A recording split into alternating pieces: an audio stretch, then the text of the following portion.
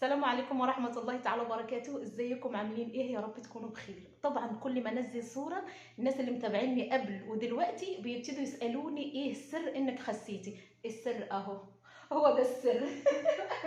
طبعا الدكتورة علا عيد، غير انها الدكتورة بتاعتي وبقالنا سنتين مع بعض ولا اكتر، بس هي بجد بجد اختي وصاحبتي وكل حاجة في الدنيا.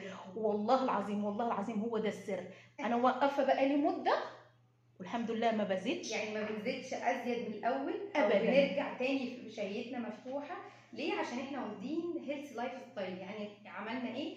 عملنا موديفيكيشن للحياه بتاعتنا، يعني عدلنا في العادات السيئه بتاعتنا. بدانا ناخد اكل صحي، بدانا نبدا الصبح ما نبداش بنشويات سيمبل كارب على طول فبتعلي معايا المؤشر السكري بتاعي طول اليوم. لا، بدات حاجات معقده بناخد النشويات. ما ينفعش طبعا. في حاله جات لي قالت لي دكتور انا منع نشويات. لا طبعا، لان ده غذاء العقل. هتلاقي التركيز قل، هتلاقي مش بنسى بسرعه، لان الحاجه الوحيده اللي بيتغذى عليها العقل هي النشويات. الكارب بس بناخده في صوره معقده. زي ايه؟ يعني مثلا بدل ما اخد العيش اللي هو السيمبل كارب ده، انا باخده في صوره مثلا عيش شوفان، او باخد الشوفان نفسه، او باخد البليله بلبن مثلا الصبح، او باخد مثلا حاجات معقده فيها الياف تقعد في معدتي وقت اطول.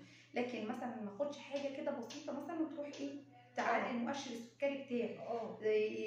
ما اخدش مثلا اللي هو على طول. حتى مريض السكر ما بيتجنب ان هو ياخد المانجا مثلا في فصل الصيف، او بقول له خد مانجايه واحده في سناكس مثلا وبقشرها. ليه القشر؟ ما هي دي انا بقيت اقولها في فيديوهاتي كلها. بيقلل المؤشر السكري، والالياف بتاع القشر دي بتقعد في المعده وقت اطول، فبالتالي ما بجوعش على طول. لا يعني استنى طبعا الاكل بيطلع كل ساعتين من معدتي، فلازم الانسولين برضو بيروح المعده. انت مطلعه لي ايه؟ تعالي عشان نشتغل، عشان عيني تبص، عشان انا نايمه، انا الحاجات دي كلها. فما ينفعش ان انا اجوع نفسي مره واحده واقول انا ما باكلش عشان احرق او عشان مثلا. لا، في اجهزه كلها جوه محتاجه السكر ده تشتغل بيه. النوم نفسه محتاج طاقه. النوم يعني ما تفتكرش انا نايمه كده مش بشتغل. لا، في اجهزه كلها جوه بتشتغل.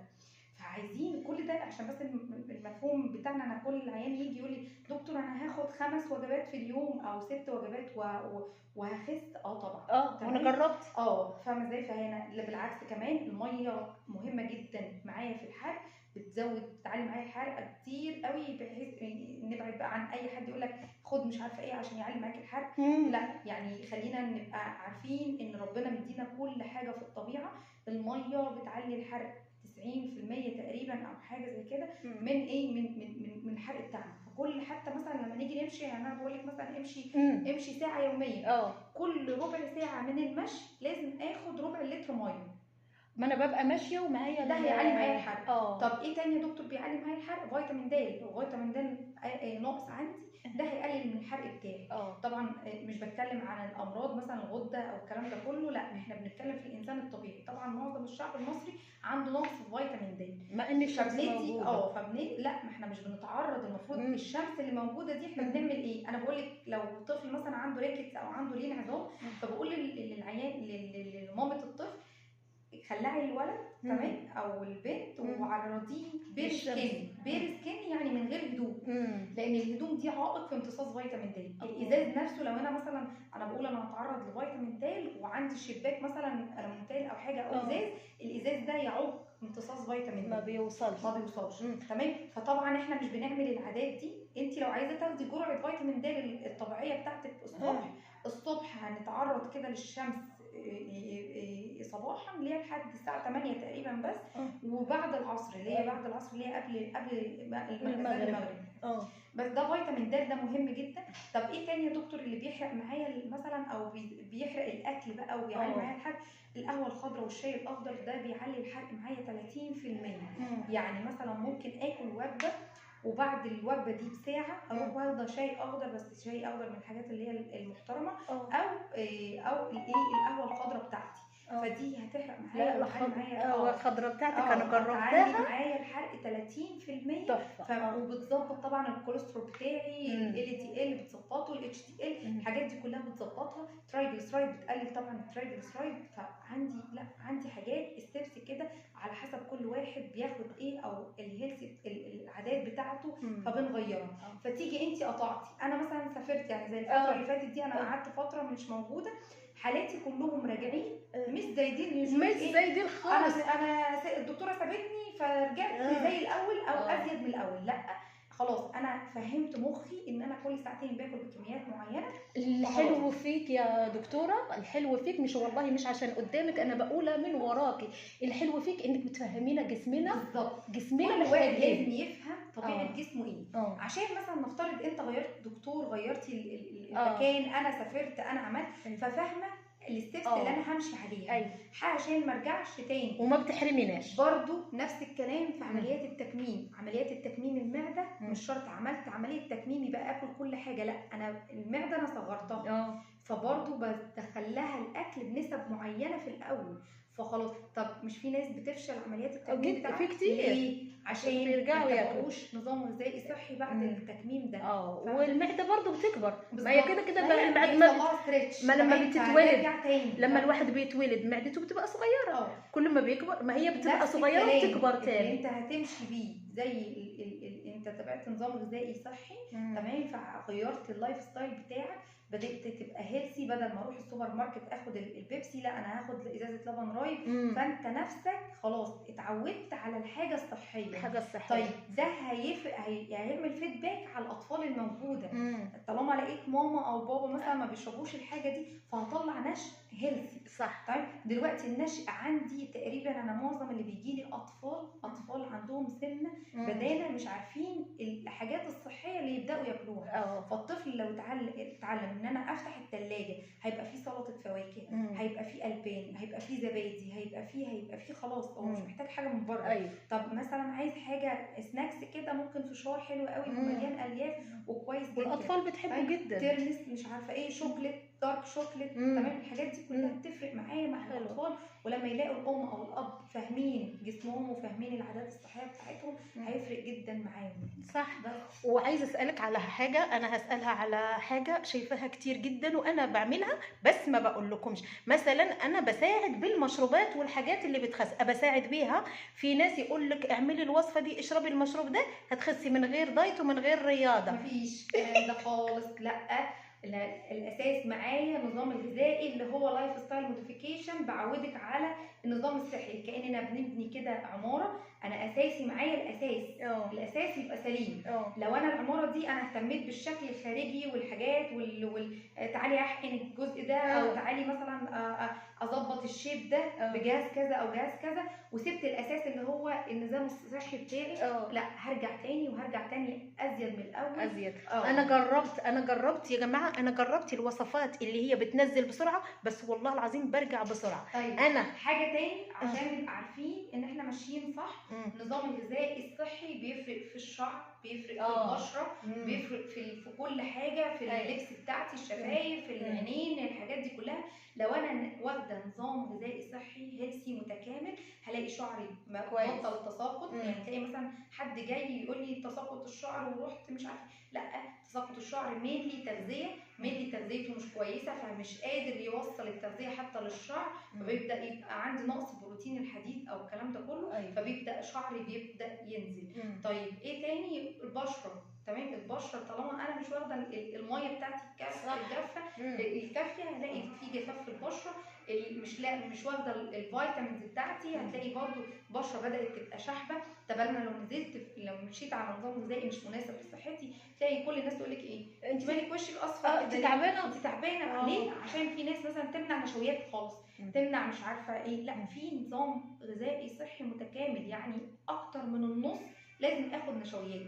تمام، ما ينفعش امنع ده.